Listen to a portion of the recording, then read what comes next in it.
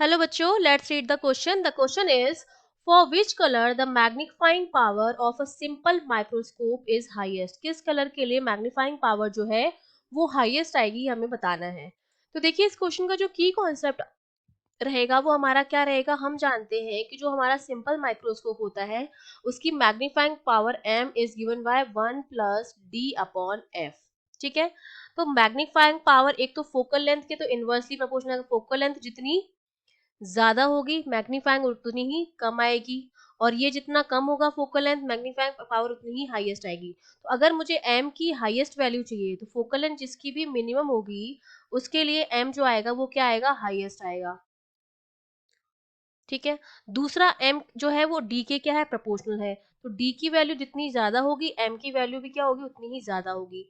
अब जो d है मेरा, जो मिनिमम रेंज होती है, कोई आई जिस ऑब्जेक्ट देख सकती है, डी जो मेरा होता है, हम जानते हैं कि जो रिजॉल्विंग पावर होती है किसी भी माइक्रोस्कोप की वो होती है theta equals to 1.22 lambda upon D. ठीक है, कैपिटल डी.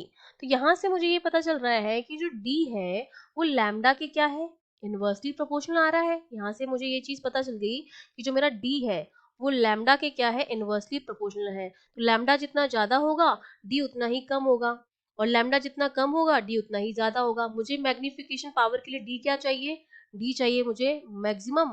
तो मैग्निफिकेशन पावर भी होगी मैक्सिमम, और उसके लिए मुझे लैम्डा क्या चाहिए होगा, मिनिमम. अब मैं लैम्डा मिनिमम तो बता सकती हूँ कलर्स का, क्योंकि मैं जानती हूँ विबग्योर का. ठीक है, जब हम यहाँ से इस तरफ जाते हैं तो वेवलेंथ जो होती है वो क्या होती है, इंक्रीज होती है. इसका मतलब रेड की जो वेवलेंथ होती है वो मैक्स होती है, और वायलेट की जो वेवलेंथ होती है वो मिनिमम होती है.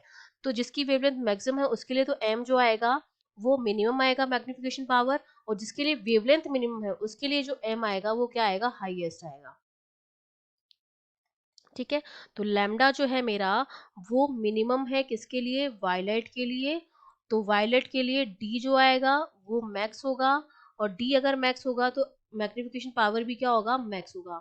और अगर हम फोकल लेंथ से भी देखें तो हम जानते हैं फोकल लेंथ जो होती है आर की ज्यादा होती है, और वायलेट की जो होती है वो क्या होती है, कम होती है. ठीक है, फोकल लेंथ और लैम्डा में तो जो मैग्निफिकेशन पावर आएगा वो आर का कम आएगा, और वायलेट का क्या आएगा, ज्यादा आएगा. तो हाईएस्ट किसका आएगा, मैग्निफिकेशन पावर वायलेट का.